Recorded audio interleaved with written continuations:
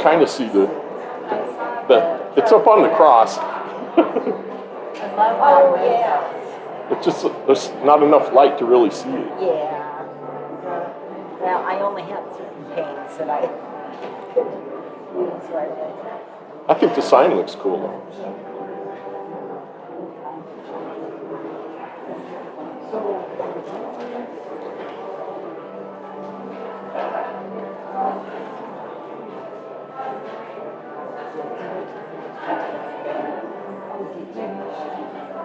You want to run the camera? Or you want to run this and oh, is that on the camera?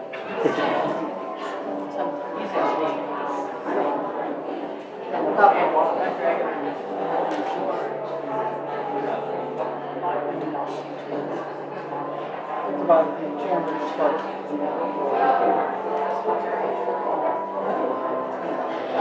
You must have these He does. It's better than Mark.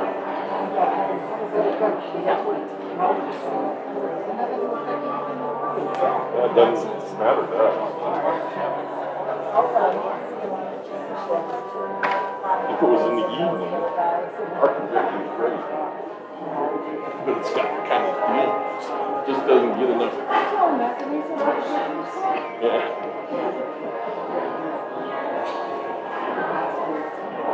What time is that thing? Noon?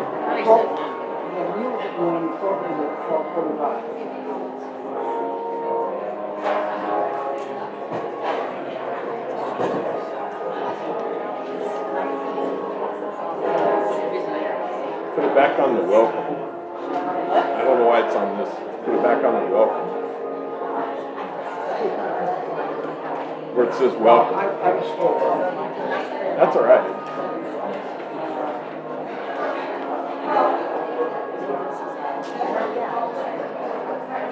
Will they talk? Is it just I am pilot and then they or does it have their whole dialogue? Should have their dialogue, I thought. I thought that's what she said. She was doing.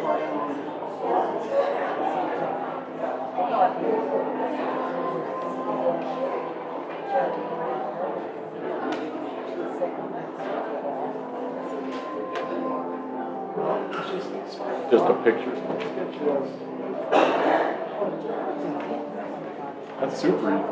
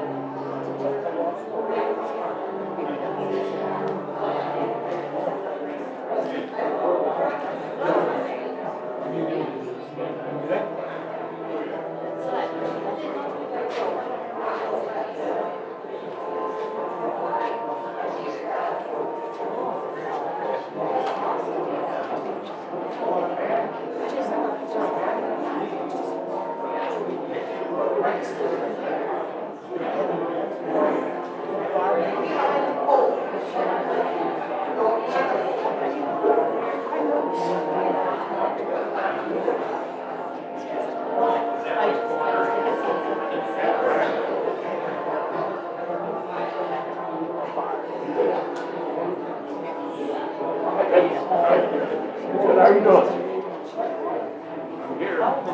That's a plus.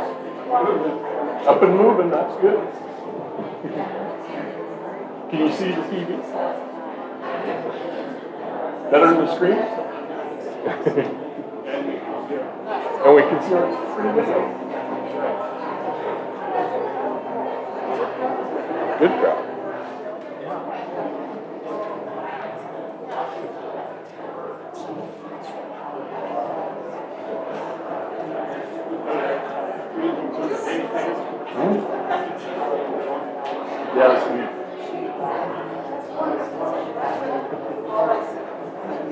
This is the first time we've eaten.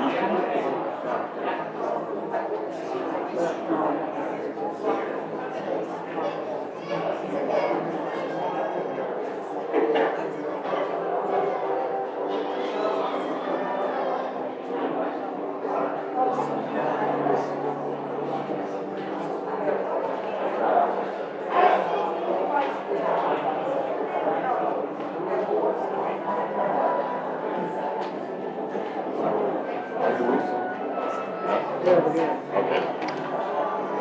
So it's actually Gary, the last reader of that group. He's the last reader here. And then there's scripture and then there's fire.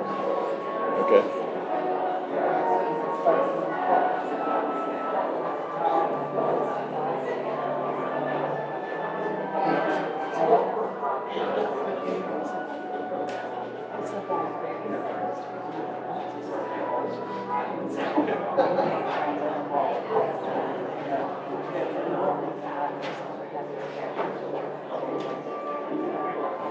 No one's watching. I don't think people realize probably. But this way, if somebody wants to see it, they can go to our website. Mm-hmm. Yep. And they can announce it in their congregation if they want to watch it.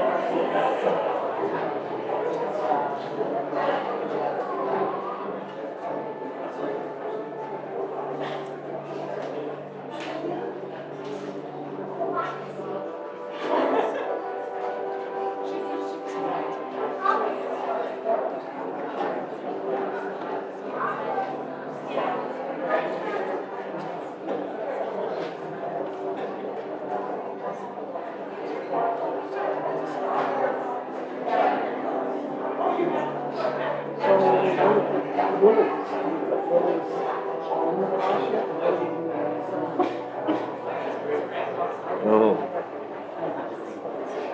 What?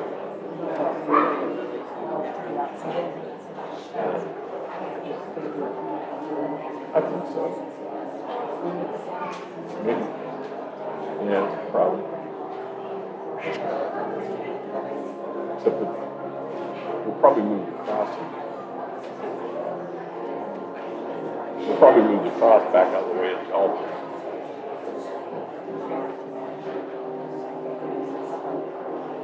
Because the candles and stuff will be back up there. What? No, I don't think so.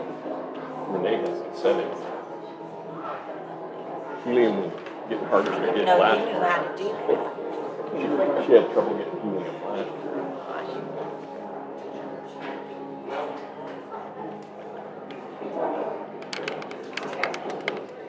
Good evening. Welcome to our Good Friday ecumenical worship service. I offer you a warm welcome whether you are connected with this church. I'm Pastor Heather Dorr of First United Methodist Church. So whether you're a member here, connected here, or if you're part of the community or connected with a different church here in the community, we're just so glad to be gathered together as one body as we tell such an important story in our faith. And I really hope that there's at least one thing tonight that speaks to your heart, that either helps you grow closer to God or maybe pushes you and makes you a little uncomfortable in the way that you've been living and pushes you to do something new or to try something new to live the way that Jesus would have you live. Tonight I'm especially excited. We're going to be having some special music from the community, and I will tell you I'm biased that our children's ecumenical bell choir is what I'm looking forward to, and I'll just be in a moment. And they had one practice, and they were amazing. They practiced several times, so they had one practice, and they were amazing. So it's great to have our kids from our community, from multiple churches, all coming together to love Jesus together. And if you brought a little one with you and you didn't grab one, we have a coloring book bulletin to follow along with. And in there are pieces for all 8 of our narratives. I hope you grabbed a bulletin as well on your way in. It was on the table right down the end of the aisle. And on the back of that bulletin, it lists Easter worship services at various churches. It's not an exhaustive list for here in Greene County, but it's churches that are connected with the Greene County Clergy Association and churches that are represented by readers for this evening. There is one addition I want to make, is that at Pleasant Hill, there will be a 7 o'clock sunrise service. So if you need a sunrise service and these haven't matched, or you're looking for a new place, Pleasant Hill is having a 7 o'clock that is not listed there. As we tell again the story of Jesus' death, at the end of the service, you'll be invited to be in a time of prayer and silent meditation and to leave in silence. So if you want to have some conversations, it is beautiful outside, and to step outside or to step away from the sanctuary so that the people who are staying in this space can stay in the holiness of that prayer time. I invite you now to have an attitude of worship, of openness to the Spirit's presence among us, and join me in our call to worship found on the screens or in your bulletin. We gather today in the shadow of the cross. Jesus goes forth to suffer and die. Oh, how we tremble with fear, how we weep. Lord, have mercy upon us. Christ, have mercy on us. I'd like to invite the Children's Bell Choir to come forward to offer their musical offering.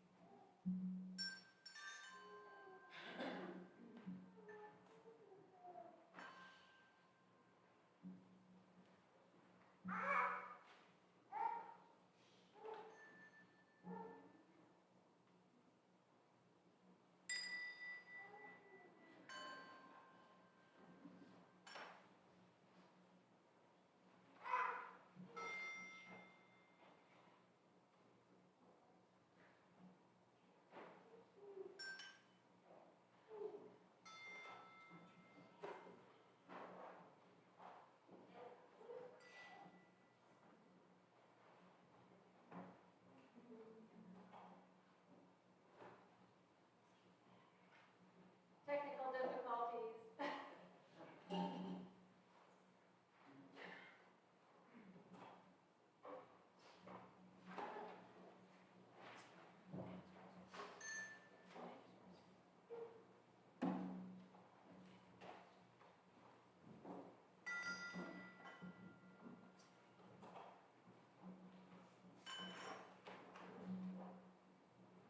We have power, but we don't have music.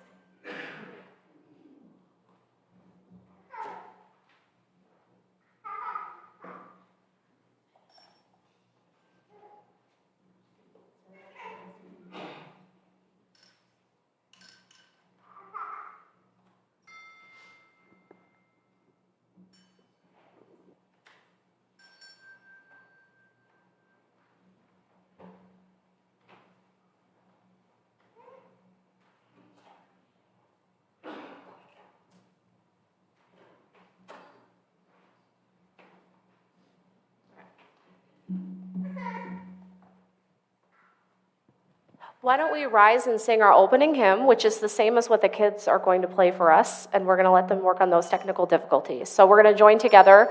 You can find it in your hymnal, in the red hymnals in front of you, or you can follow along on the screens.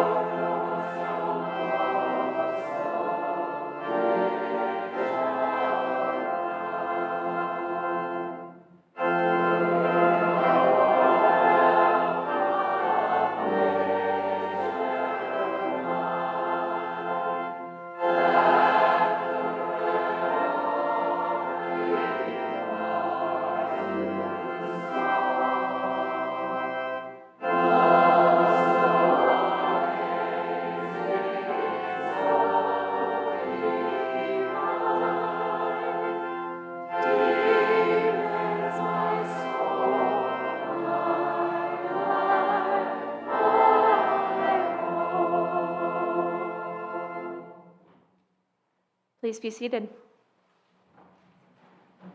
And kids, rise.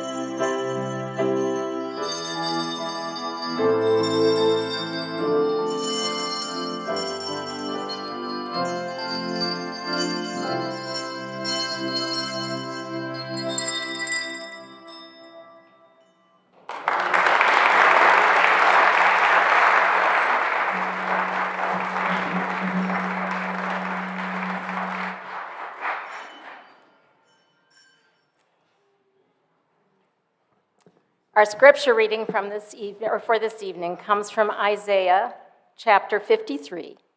I'll begin with verses 1 through 4. Who has believed what we have heard? And to whom has the arm of the Lord been revealed? For he grew up before him like a young plant, and like a root out of dry ground. He had no form or majesty that we should look at him, nothing in his appearance that we should desire him. He was despised and rejected by others, a man of suffering and acquainted with infirmity, as one from whom others hide their faces. He was despised, and we held him of no account. Surely he has borne our infirmities and carried our diseases. Yet we accounted him stricken, struck down by God, and afflicted. Please join in the first verse of hymn number 288. Were you there?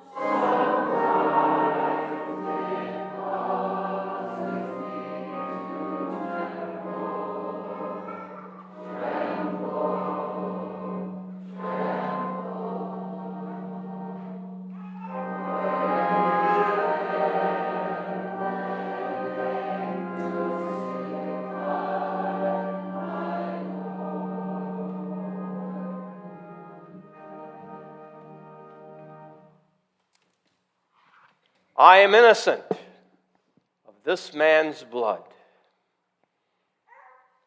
I release him to you for the crucifixion only because I fear what will happen to me if I do not acquiesce to your wishes. I fear you, and I despise you. You are simply rabble whom I must satisfy in order to keep my job. I know that this man is innocent. Yet I choose injustice rather than justice because I fear the insecurity, the danger which doing justice on this man's behalf would bring to me.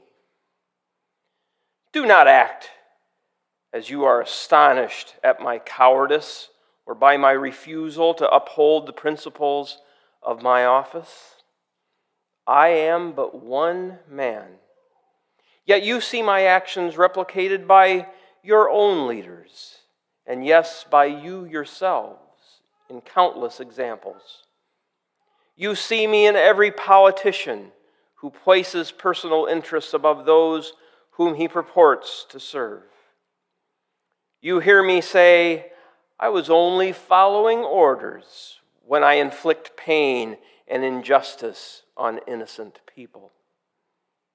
You observe my conduct in the actions of every judge who perverts the spirit of the law by cheapening and degrading human life. You hear my preaching in places of worship as I placate you by telling you what you want to hear in order that I might gain wealth and fame for myself. You see me in yourselves as you enter those same places of worship, surrounded by comfort and luxury, while all around you are the cries of the poor, the sick, the unwanted, the forgotten, and the oppressed. They go unheeded. You also say, we are innocent of their blood. You explain, we are religious people, active and busy in religious affairs. We have no time to waste on these kinds of problems. We must not offend the powers that be. We must not disturb or disrupt or do anything that might cause scandal. Yes, you have to look within yourselves to find me. Like me, you scornfully ask, what is truth? While the person who is truth stands right in front of you, beckoning you forward, giving you every opportunity to accept him and the liberation he brings.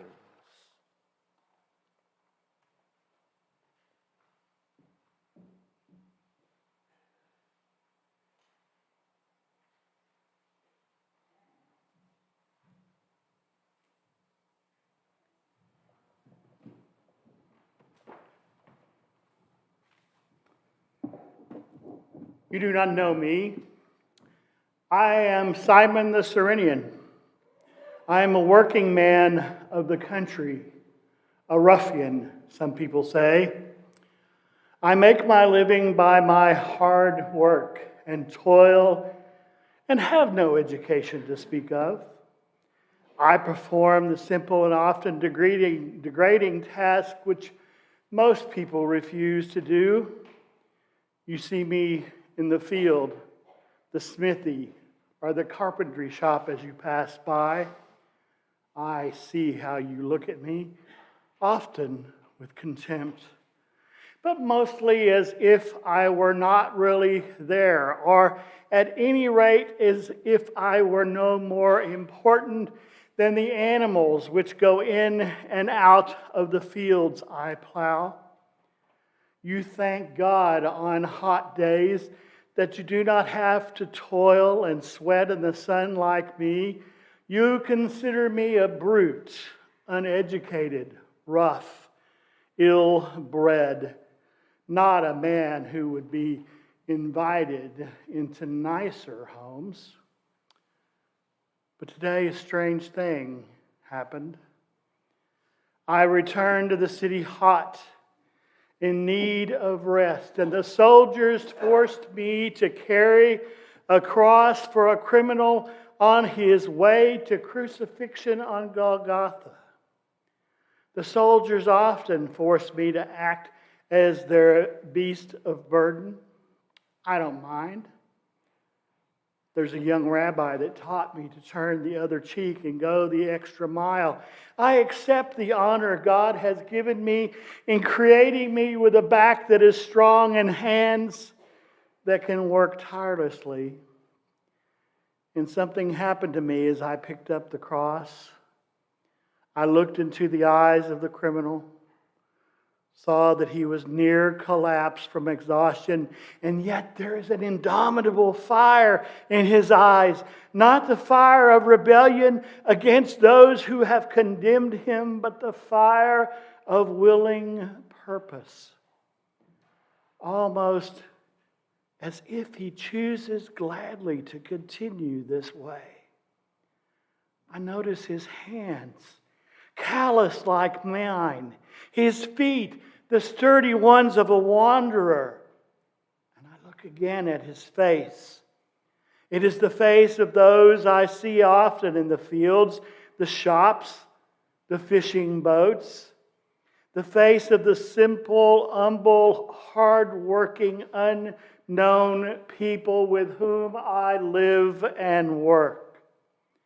This man is one of us. He is no criminal. He smiles at me. His eyes speak of peace, even in this wretched spot where people yell and jeer at him. He tries to speak. Perhaps I feel a word of encouragement to me. A soldier jabs me in the back. Hurry up, you. We don't have all day. Yes, that was it. He was going to encourage me. I, who am hastening the way to his death.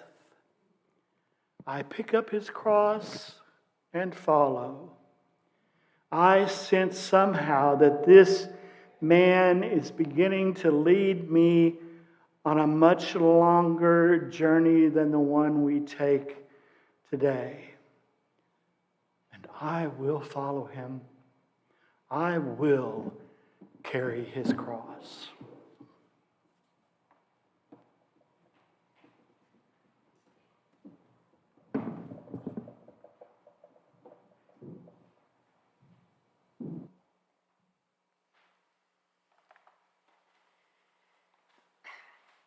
Friend Jesus, it has come to this at last. After all these months, they have finally had their way. I suppose I should not weep so foolishly. I knew you, Jesus, when you were just a lad. Your parents brought you with them to Jerusalem when I met you first. Do you remember me? I think you must. I saw you again some years later when you had grown into manhood. I came to you often. You never turned me away. I never felt like I was someone unimportant, someone who lived only in the shadow of another's life. You accepted me, Jesus, in a way that no other man has ever done. The other women and I used to talk about it when we were alone, when the men were gone. We used to say that you were the only man who understood what it meant to be a woman. That's why we came to you at first, Jesus. We found in you a man who dared to accept women as his companion in society. You elevated us. You taught us our value and dignity. And then, as we got to know you, we stayed on, not only as followers, but as friends. You taught us that we were your sisters, and you even dared to call us sons of your Father. Do you know what that means to us? We who have only been property are now God's children in the same way as the men who are your disciples. In you, Jesus, there is no male or female. Yes, I know. Here we are, crying and mourning, making a public spectacle of ourselves. But Jesus, we are here. We have not deserted you. We will stay with you until the end. Where have the men gone? But perhaps I should not judge.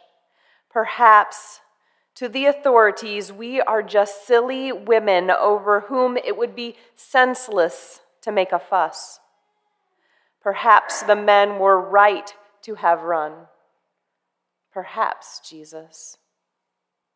Wait. You are stopping. You are turning to speak to us. What is it you say? Yes, Jesus, you are right. We should cry for ourselves and for our children. How can we overcome the guilt and shame of this moment? What does it all mean? Is there one final lesson that you can teach us? Is there an ultimate meaning in this suffering which you endure? Will we learn from that? Will it be our only way out? Our only way to be cleansed of this guilt that we bear? Will you lead us by your final deed to our salvation? Is that it? Do you mean to save us, we who cannot save ourselves? We are going these final steps with you, Jesus. We cry for ourselves and our children until you show us what this final moment means.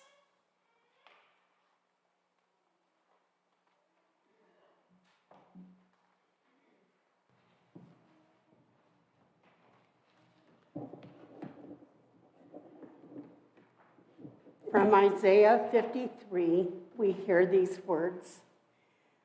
But he was wounded for our transgressions, crushed for our iniquities. Upon him was the punishment that made us whole, and by his bruises we are healed.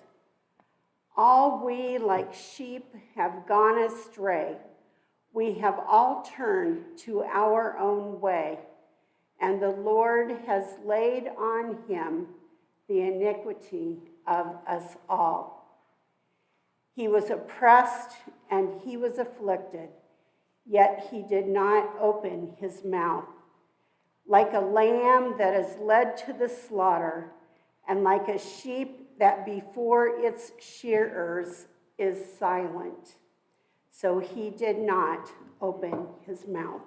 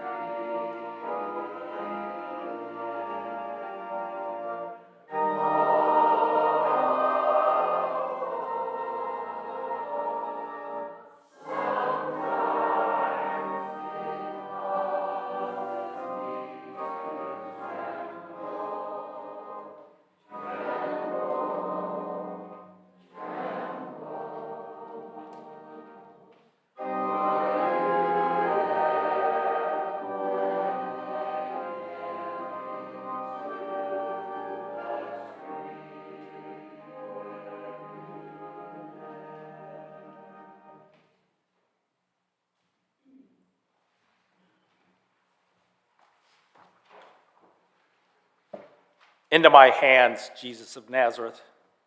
I've been ordered to prepare you for crucifixion.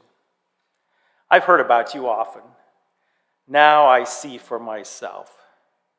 You're nothing important, as far as I can tell. A typical Galilean. I never cared much for you Galileans. I must strip you naked, take away your last possession, leave you completely powerless before the crowd out yonder, which keeps waiting for the show to begin. I strip you of your last human comfort, Galilean. You will die abandoned, naked, propertyless, a public disgrace, a shameful spectacle, naked and alone, with no barrier between you and the curiosity seekers. You're no better than an animal exposed in a zoo, Galilean being ogled without any hope of privacy or respect. How does it feel, Galilean? Doesn't it shame you to be such a disgrace? If you could heal the sick, raise the dead, walk on water, could you not at least have arranged it so that you died with some final remnant of dignity? But this, you're a disgrace to all who look upon you. Oh, how I wish those who will call themselves your followers in all the years and centuries to come could see you as I see you, Galilean. Would they still want to call you sweet Jesus? Would they still paint you pretty and bland on their church walls? Look at you. Would they still claim that it is you who helps them to win their wars and make their fortunes? That it is you who causes their banking ventures to go well? That it is you in whose name they conquer the poor and the defenseless? Why, what a lie. They need to see you like I see you now, Galilean, as I strip your filthy, sweaty body of its last vestige of cover. Would they respect you then? Would they love you then? Will they ever really know you, Galilean? Or will they not put back on you, over the centuries, the very garments which I tear off you today? Will they not do anything to keep from seeing the naked, disgraced, loathsome spectacle I see today, and whom they will affectionately call Savior?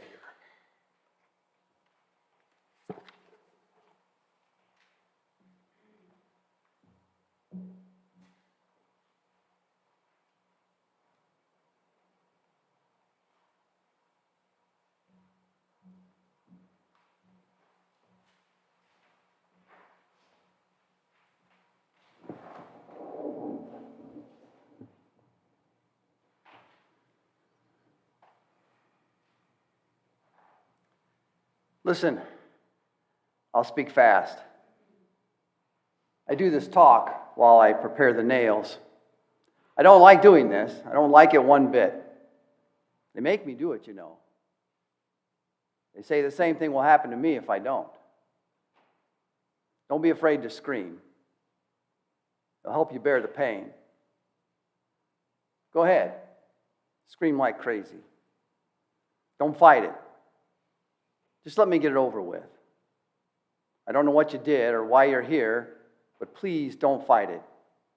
I know just where to hammer in the nails. Now lie still.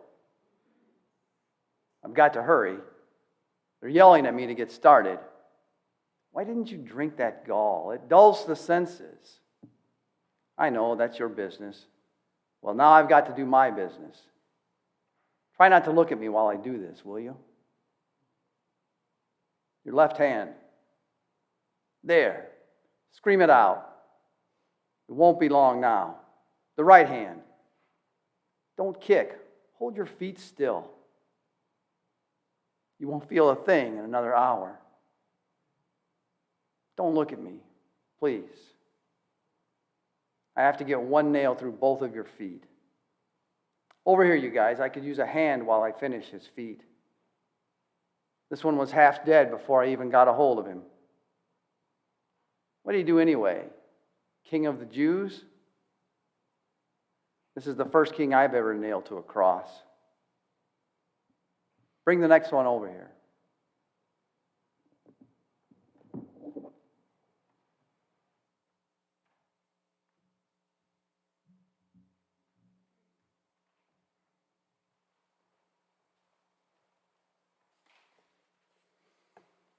Can anyone understand? Can anyone know how it really is to be loathed, despised, cursed all of one's life? They think that I'm arrogant, insensitive, a brute, and a bully, and they're right, for that is the outer cloak that I've worn all my life. And a thief? Yes, that too. I am a thief and a liar and countless other things too horrible for me even to think about. How difficult it is, how tiring to keep my mind from turning to all the things I have done which abhor and which shame and disgust me. Perhaps it is best that they consider me to be only a thief. It almost seems to help, thinking of myself simply as a thief in some strange way mutes this constant agonizing dread I feel when I look within myself. Why can't I cry or scream as I really want to? Why can't I let someone know who I really am, or at least who I really wanted to be? Why can't I let someone know on this last morning of my life, as I'm being lashed to this cross for my execution, that I really wanted to love, that I really wanted to care?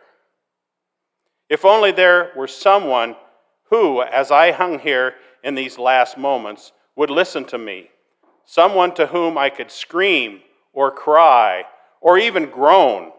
If only there were someone who could, at this last moment of my wasted life, pry open my heart enough for me to admit the truth.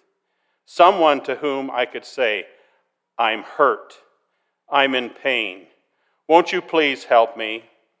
Oh, if I only could believe that someone understood me for one instant before I die. That Galilean hanging there, Jesus, I have heard about him. Such a strange man, such strange stories. Perhaps he too feels the pain I feel. Not just the agony caused by hanging on the cross, but the deeper pain of rejection or abandonment, loneliness, condemnation. Surely he knows, like me, that true pain of the cross. He claims to be the Jews' Messiah. A king, he said. What do I know? Maybe he is a king. Poor fellow, nailed to the cross for doing nothing more than offering hope to a bunch of cripples and whores. Perhaps I could confront him, let him know that I'm with him, that I support him. But do I dare speak out? How often I've tried to help others only to be laughed at and scorned when in my clumsiness and fear I said things the wrong way. No, I'm not good at speaking, at trying to help others. Still, it's not right that they have done this to him. Is he turning his head toward me? I can barely see him. Yes, I can see him looking at me. I can look into his eyes. This man would not reject me. There is something about him. What is it that I feel? That feeling, that terrible weight of evil I thought myself to be, is gone. It's as if this man has taken my burden from me. The stories I heard, they're true. This man is a king. I need this man. I've needed him all my life, and now at last I find him. His kingdom. That's it. I remember now. His kingdom is not of this world. I believe him. I want to be in his kingdom forever. Wait. What is the other criminal saying? No, don't speak that way to this man. Don't mock this man. Don't you know who he is? I must cry out. I must say something. I can no longer keep silent. Stop it! Don't you know what you're saying? Who you're talking to? Don't you fear God in the least? We deserve what we've got, and more than this. You know that. But this man has done nothing wrong. Jesus, remember me when you come into your kingdom.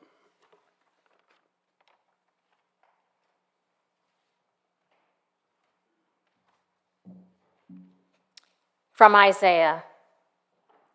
Yet it was the will of the Lord to crush him with affliction. When you make his life an offering for sin, he shall see his offspring and shall prolong his days. Through him, the will of the Lord shall prosper. Out of his anguish he shall see. He shall find satisfaction through his knowledge. The righteous one, my servant, shall make many righteous, and he shall bear their iniquities. Therefore, I will allot him a portion with the great, and he shall divide the spoil with the strong, because he poured out himself to death and was numbered with the transgressors. Yet he bore the sin of many and made intercession for the transgressors.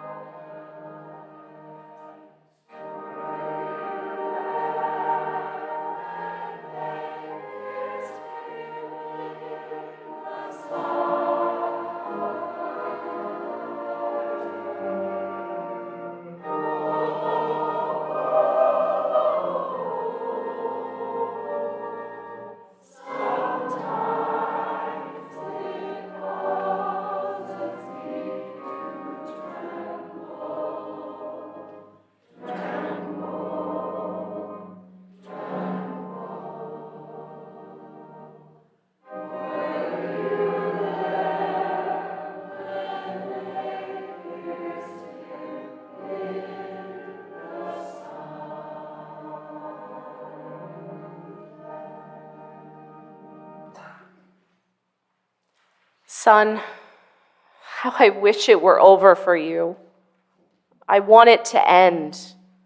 I am here in your final hour. How you have blessed me by allowing me to stay. Can anyone share a mother's pain at seeing her son executed? Can anyone understand the sadness in the depth of my heart as I watch my son unjustly killed in such a despicable manner? Yet you have prepared me for this moment, my son. As you have learned the way of your cross, you have taught me and instructed me so that I can stand here at this moment sharing the spectacle of pain and chaos with you. You taught me well. I first had hint of the way my life must go when you were but an infant. The wise man Simeon told me that a sword would pierce my heart. I soon began to understand, son. You taught me when you were 12 that your father's business mattered more than any time my mother's instincts could claim on you. You taught me at Cana that it was between you and your father as to how and when your life would unfold. And yet there, as always, you gently and lovingly allowed me to be with you as your mother. I remember the day when you finally set me free to be your mother in the only way your father could permit. You said to your followers, "Whoever does the will of my Father is my mother and my brother and my sister." At that moment, I knew finally that I could no longer be only your mother, that you love me too much to allow that. I thank you for the pain and the healing of that lesson. And now, son, we find ourselves here at the end. Only a few of us are with you. You know what I must say, son. It is the only thing you have ever wanted to hear from my lips. Go to your father. I give you completely, totally, without reserve. Go into his arms with no doubt that your mother sends you home. My heart is pierced. Be everything your father wanted you to be at this moment, my son. Be our Savior, our Redeemer. I will bear the pain and the loss. You have taught me how to do this. You have succeeded. Let it be over, son. Go now. It is finished.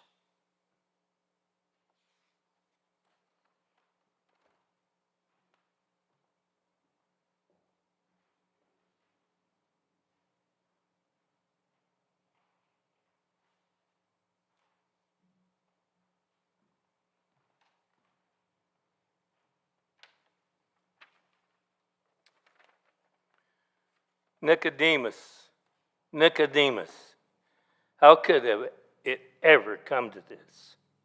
How is it that you and I are now actors in the final scene of the most despised drama in our people's history? If there were just some excuse, some pretense, some slight hint of a reason for what our leaders have done. But no, I insist there's no excuse, no justification for what has come of these last few days. I am so ashamed. Do you realize, Nicodemus, we are burying the crucified body of our Messiah, one of our own rabbis, a man full of respect for the law. What happened, Nicodemus? We warned the council. We told them their actions were perverted in the spirit as well as the letter of the law. It would have been one thing for them to have acted unlawfully in condemning the common criminal, though even that would have been a disgrace. But this, one of our own, I tell you, Nicodemus, I have heard this man. His word and his deeds fulfilled the law. It was he whom Moses spoke of and looked forward. I know, Nicodemus, you think I acted shamefully in begging that coward Pilate for the body. Yet I tell you, I would go on my knees to Pilate 1,000 times for what I did. Somewhere, someday, I want people to look back on this moment of disgrace in our history and say, Joseph was the man who stood up to the evil, lies, and slander against the sons of Abraham. Well, enough of my preaching, Nicodemus. We're almost finished. Don't cry, old friend. I didn't mean to be so harsh. You loved him, I know. He respected you, I could tell.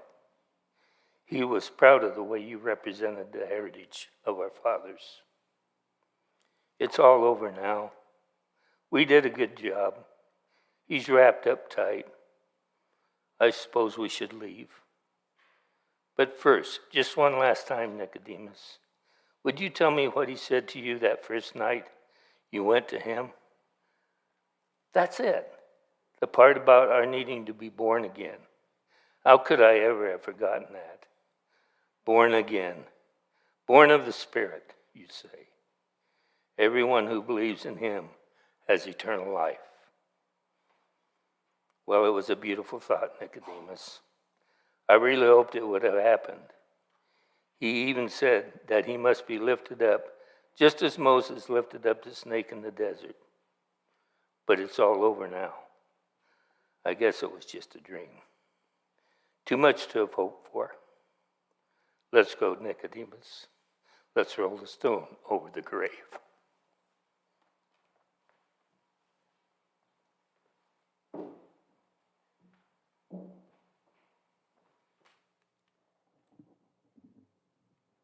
Our words of confession tonight come from Hebrews 4. Since then, we have a great high priest who has passed through the heavens, Jesus, the Son of God. Let us hold fast to our confession. For we do not have a high priest who is unable to sympathize with our weaknesses, but we have one who in every respect has been tested as we are, yet without sin. Let us therefore approach the throne of grace with boldness, so that we may receive mercy and find grace to help in time of need.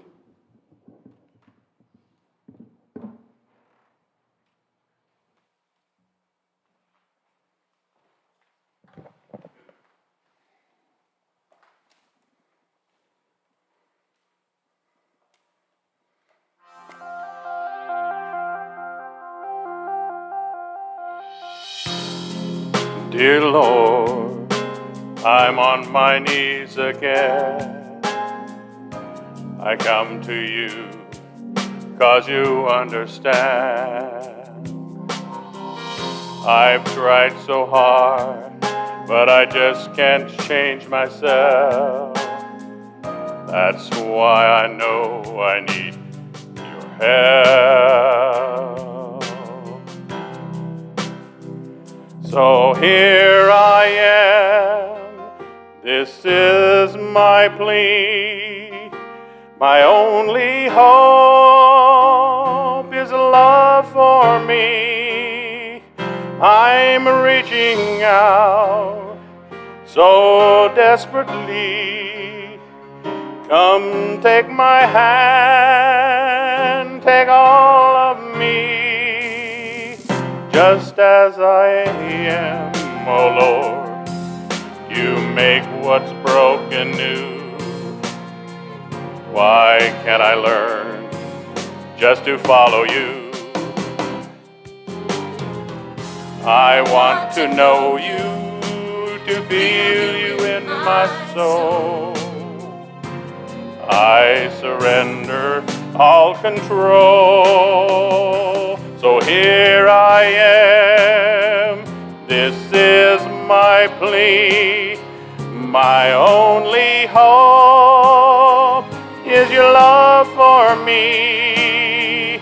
I'm reaching out so desperately. Come take my hand, take all of me, just as I'm not afraid to follow you where you lead me. I can leave the world past behind me. I'm forgiven and I'm free. So here I am. Oh no, my plea, my only hope is your love for me. I'm reaching out so desperately. Come take my hand, take all of me, just as I am.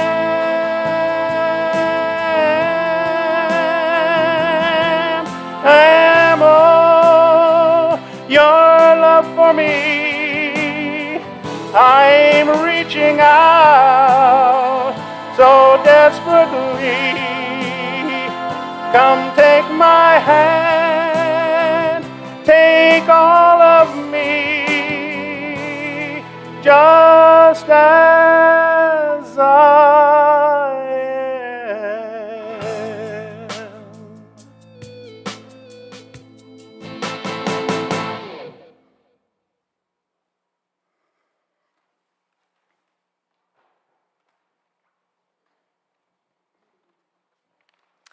Assurance of grace from Hebrews 5. In the days of his flesh, Jesus offered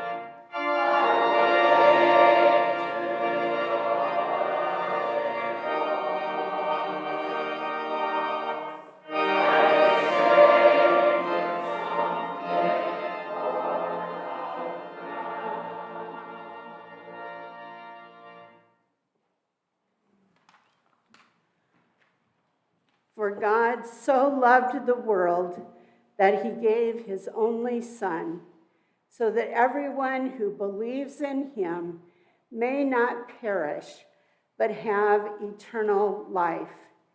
Indeed, God did not send the Son into the world to condemn the world, but in order that the world might be saved through him. Those who believe in him are not condemned, but those who do not believe are condemned already, because they have not believed in the name of the only Son of God. And this is the judgment, that the light has come into the world, and the people loved darkness rather than light, because their deeds were evil. We end this time of worship in a place of uncertainty and sorrow. We enter into a dark day in the church calendar. But the story isn't over yet. You're invited to a time of silence and contemplation until you're ready to leave.